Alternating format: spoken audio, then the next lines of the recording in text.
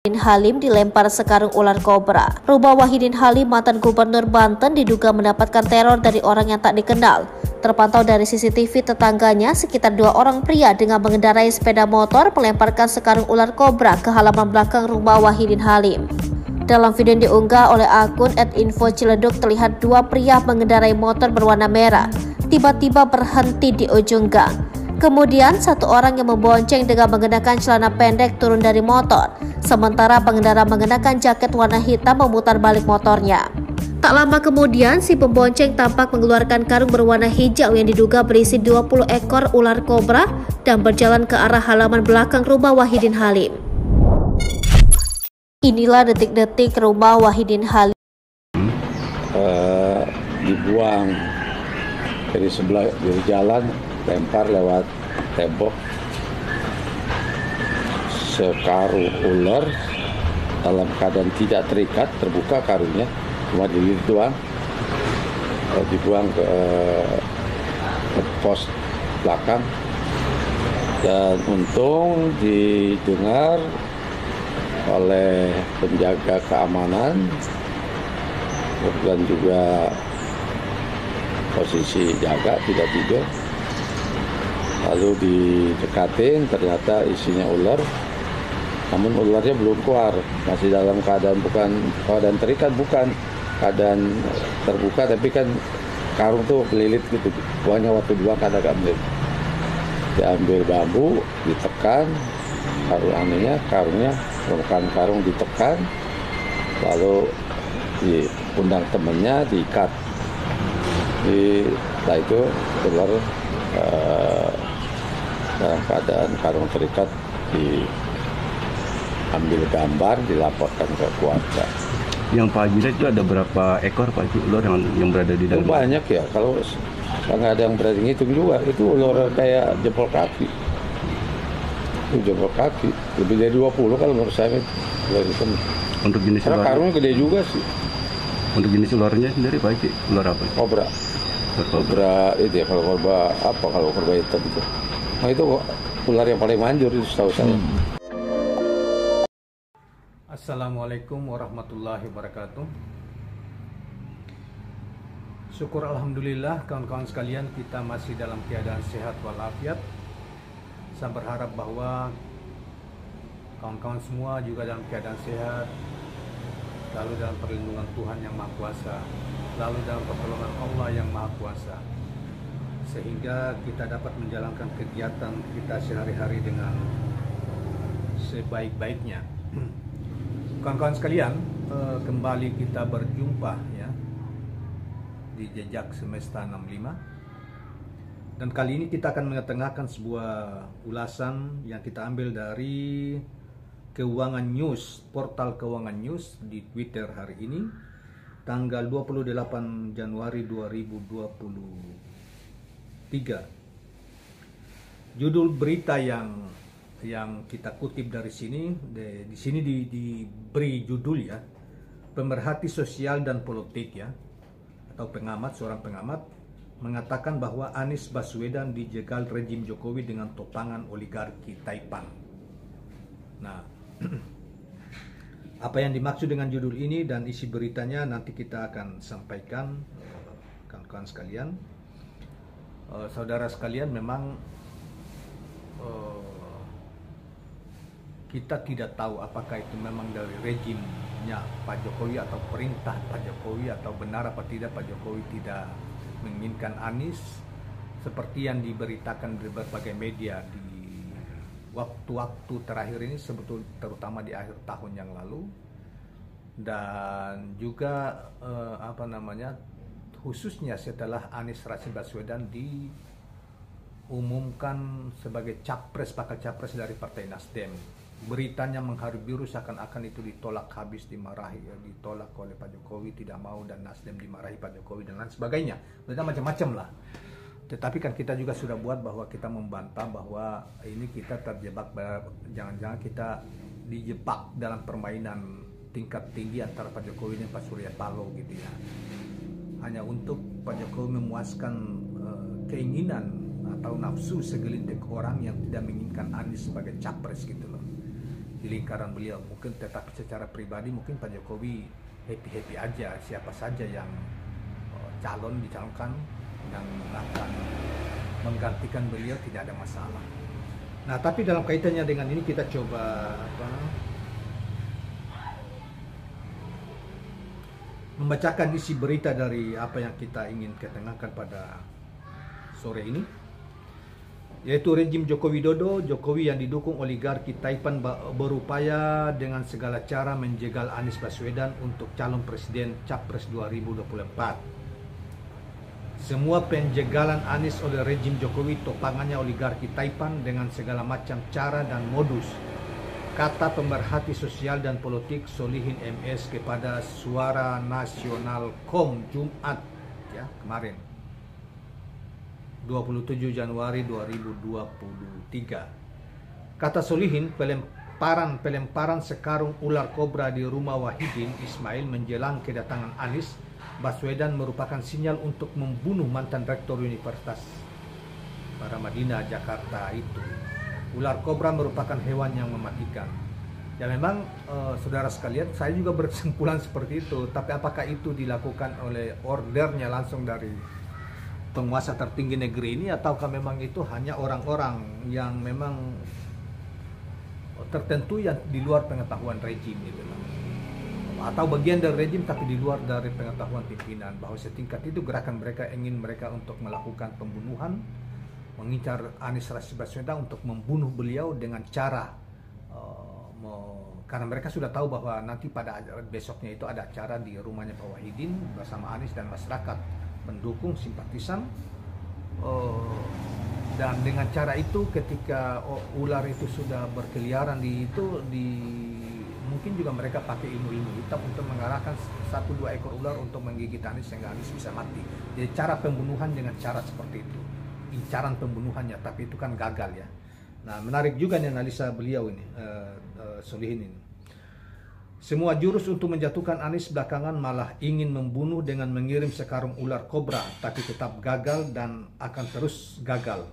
Sudah dijatuhkan dengan berbagai macam cara, tapi Anies makin cintai rakyat dan elektabilitas yang realnya, bukan yang tipu-tipu hasil lembaga survei, makin tinggi dan tidak makin terkejar.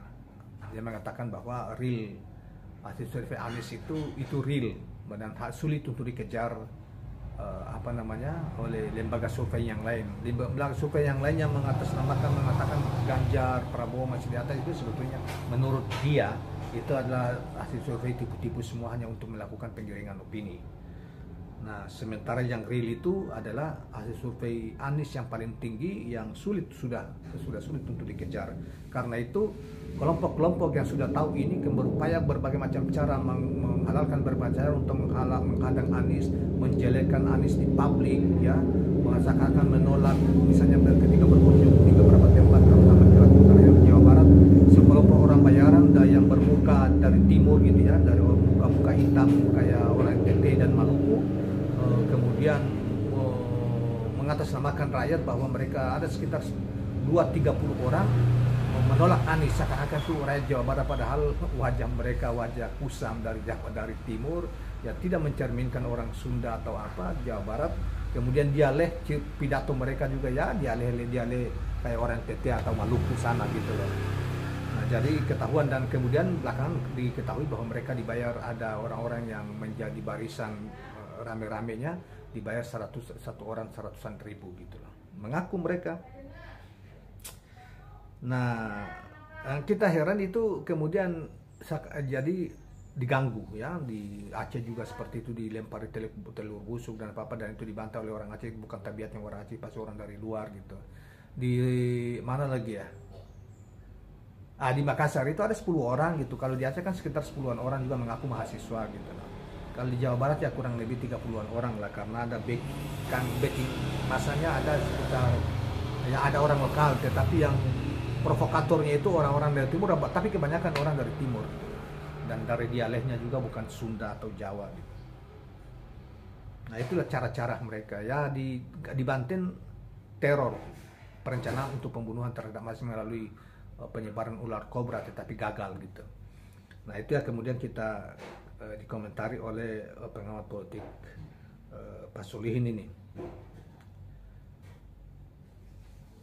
Nah, siapa yang melakukannya? Dia mengatakan para rejim yang tidak sepakat dengan Anies calon gubernur gitu ya.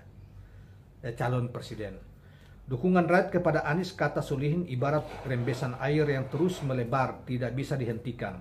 Ia yakin dengan merujuk berbagai indikator baik yang natural maupun supranatural, yang ilmiah, alamiah maupun rohania tahun 2024 adalah milik Anies Rashid Baswedan, bukan milik Ganjar, bukan milik Prabowo, atau bukan milik Puan, apalagi Erlangga Hartarto, katanya. Apalagi bukan milik Erlangga Hartarto, apalagi milik Muhaimin dan Erick Thohir. Lebih-lebih tidak mungkin lagi, katanya. Secara fakta dan realita, Jokowi sudah game over. Sekarang Jokowi sudah jadi lame duck. Lame duck itu bebek lumpuh. Ini istilah yang pertama sekali dikenalkan oleh pengamat politik Rocky Gerung ya. Lame duck ini bebek lumpuh ya. Di hadapan rakyat, Jokowi sudah tidak dipercaya lagi. Demikian juga di hadapan para investor asing, sudah tidak dipercaya lagi. Di tingkat internasional sudah tidak dipercaya. Di kalangan para menteri sedang kasak-kusuk mencari selamat masing-masing. Di kalangan intelektual murni sudah tidak dipercaya lagi. Di kalangan ulama garis lurus sudah tidak dipercaya lagi. Apalagi di kalangan umat Islam yang lurus, katanya. Ya, ada-ada saja ini Pak Solihin ini. Ya, tapi sebagian mungkin benar, tapi sebagian kan mungkin bisa itu kan analisa dia, praduga dia ya. Jika Anies berkuasa, menurut Solihin akan berakhir pula cengkraman oligarki para Taipan. Kita percaya, kalau itu kita percaya bahwa kalau Anies yang jadi presiden, dia bisa merem nafsu para Taipan ini untuk menguasai, menumpuk harta sebanyak-banyaknya, atau paling tidak mereka taat terhadap aturan dalam berbisnis dan memereskan tentang aturan-aturan bernegara, sehingga semua orang punya akses yang sama, punya kesempatan yang sama, dan lain sebagainya. Sehingga para Taipan ini tidak suka-suka lagi.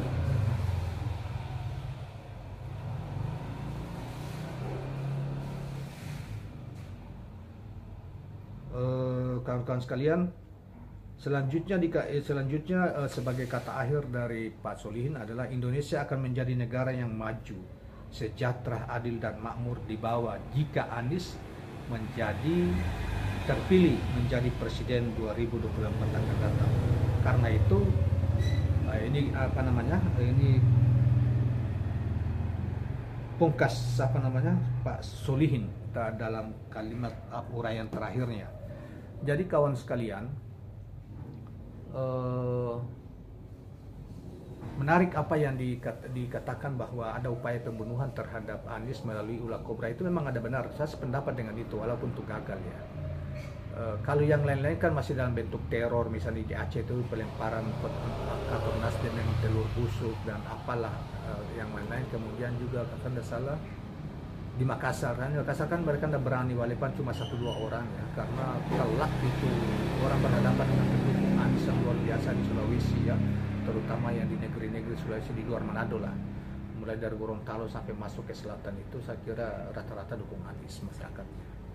Jadi orang tidak mencoba-coba, termasuk di Aceh juga kemarin itu basis, cuma kan ada yang coba-coba aja, diimpor dari luar kan tidak ketahuan ya, mereka bersembunyi, ambil kesempatan ada orang baru belakang melempar telur kemudian menghilang pakai motor. Sama dengan di ular kobra, tapi kalau ular kobra ini adalah upaya pembunuhan. Di Bandung kemarin saya kira enggak ya, tapi ada beberapa orang yang dibayar untuk menjelekkan, jadi membangun opini seakan-akan masyarakat Sulawesi Jawa Barat itu menolak kehadiran Anies, padahal masyarakat yang diimpor dari NTT dan Maluku berapa orang, dan namanya juga bukan nama-nama, mohon maaf ya, bukan nama Muslim gitu ya. Jadi kayaknya mereka bukan ya masyarakat yang dari yang bukan Muslim gitu ya, campur lah, dan mereka yang dibayar itu sekitar 30-40-an orang kalau kita lihat di video atau di ini tuh, tidak banyak. Tapi kan mereka mau kemudian mereka blow up bahwa Anies ditolak di Jawa Barat. Padahal Anies yang hadir untuk menjemput Anies dan menemani Anies mulai dari malam itu, para elit ini para pengusaha dan macam-macam. Kemudian mereka yang terpelajar setelah kumpul jalan sehat itu puluhan ribu orang yang hadir di situ, dengan kemudian ada yang setelah itu di salah satu tempat memberikan ceramah untuk anak-anak kalangan generasi muda yang mengajak mereka untuk masuk dalam politik gitu loh. Jadi memang sudahlah, tapi ya kita juga bisa paham bahwa di tengah apa pekerjaan yang sesulit seperti ini, uang yang sulit, ya mereka yang dibayar untuk melakukan hal-hal seperti itu ya. Tapi wong yang lakukan itu orang Jawa Barat, ke masa orang Timur, orang apa NTT berwajah Melanesia misalnya, atau orang Maluku misalnya yang provokatornya ya. Dialeknya juga dialek NTT kok, itu bukan orang apa. Jadi cerdas sedikit melakukannya sehingga tidak ya, tapi mungkin orang-orang Sundanya sendiri sebagai untuk ceramah tidak mau dengan cara kayak gitu. Yang selama ini cara kayak gitu yang untuk suka dibayar-bayar untuk melakukan ya semacam kejahatan kan, ya itu ya berwajah-wajah seperti itu, mirip-mirip seperti itu. Salahnya. Nah itu memalukan ya, sebagai bagian dari Indonesia di timur sana memalukan betul ininya. Tabiat untuk sering disogok dan dibayar untuk melakukan provokasi itu masih tidak henti-henti, tidak berakhir gitu. Nah, jadi kawan-kawan sekalian, saya setuju dengan pendapat mengatakan bahwa ini kalau di Banten itu adalah bukan hanya sekadar teror, tetapi upaya yang dapat diduga sebagai upaya pembunuhan terhadap Anies Rashid Baswedan. Ketika acara itu besoknya mau diadakan acara pertemuan di rumahnya Pak Wahidin, dan mereka mencoba menyelundupkan sejumlah ular itu, dan dengan tujuan ya pada saatnya menyerang Anies Rashid Baswedan dan mungkin orang-orang penting di sekitarnya untuk melakukan membunuh Anies Rashid Baswedan. Karena cara-cara mereka sudah tahu bahwa ini calon presiden Anies ini sudah terlalu kuat, agak sulit secara kualitas ya. Secara kualitas komunikasi, narasi, kemampuan intelek memang jauh berbeda dengan misalnya Pak Ganjar. Mohon maaf kalau Pak Ganjar juga seorang gubernur saat ini ya, tapi dari sisi kapasitas jauh lah, belum lagi diplomasi internasionalnya.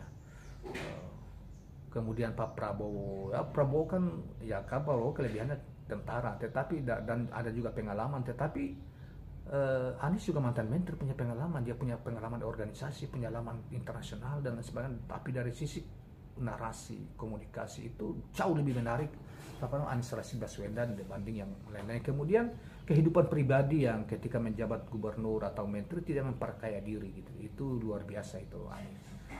Hidupnya sederhana gitu ya. Beda dengan yang lain-lain lah.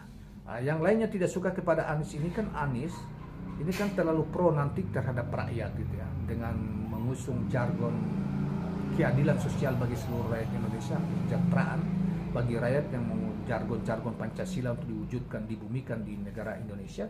Itulah yang oleh para perakus harta ya, pengusaha ya, itu tidak ingin Anies ini menjadi, tetapi mereka yang pelaku usaha yang akan menjadi pemimpin negara, sehingga dengan mudah menimbun kekayaan itu. Mereka sudah tahu lubang-lubang cara menimbun kekayaan berlipat-lipat itu. Nah karena itu ada yang mengatakan bahwa itu kita tidak perlu presiden yang suka pidato dan apa-apa, kita perlu presiden yang kerja. Itu kan ada menteri seperti itu ya, dan itu di kalangan pengusaha, karena mereka ingin dari tohir sesama pengusaha menguasai negeri ini, dan akhirnya pada akhirnya kalau mereka ingin berkuasa, maka mereka tinggalkan ini rakyat, dan mereka hanya bersekongkol dengan para taipan itu terus-menerus dari luar maupun dari dalam untuk mengeruk kekayaan Indonesia terus menerus.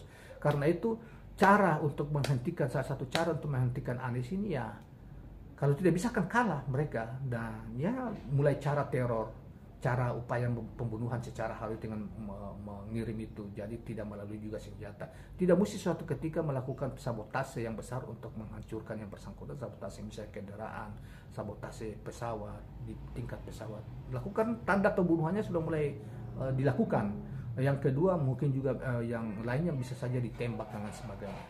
Jadi hati-hati sama sekali. Apa yang dikatakan oleh Pak Solihin itu betul, dan saya memang berencana ke situ. Nanti sebentar kita perlihatkan foto-foto ular dan komentar Pak Wahidin, kemudian yang lain lah. Nah, ini yang membuat ketakutan para Taipan ya. Para Taipan ini tidak harus orang-orang para konglomerat Sembilan Naga itu, tetapi Taipan yang lain yang tidak suka terhadap kondisi Indonesia ini mereka kadang-kadang mereka juga bukan pengusaha yang ini, tapi mereka pura-pura pengusaha, mereka rampok, mengumpulkan harta gitu ya.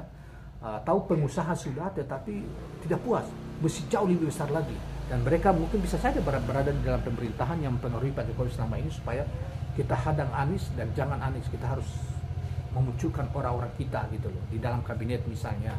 Itulah ya, jadi memang kita lihat beberapa gejala itu, bukan hanya gejala, memang pembicaraan dari tidak dipublikasikan seperti itu.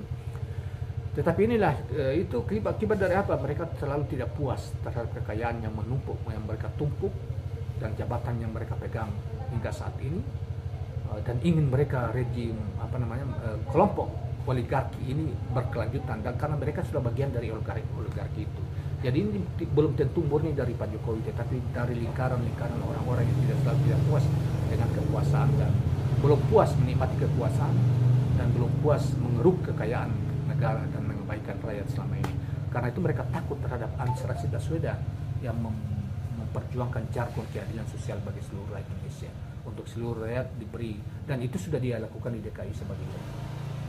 Nah, kawan-kawan sekalian, demikianlah tambahan kita, dan kita akan berikan judul bahwa tidak seperti judul di dalam ini, kita beri judul bahwa upaya pembunuhan yang gagal dengan ular kobra terhadap Anies Baswedan di Banten. Kira-kira seperti itulah. Baiklah kawan-kawan sekalian, jangan lupa subscribe, like, dan share channel ini. Assalamualaikum warahmatullahi wabarakatuh.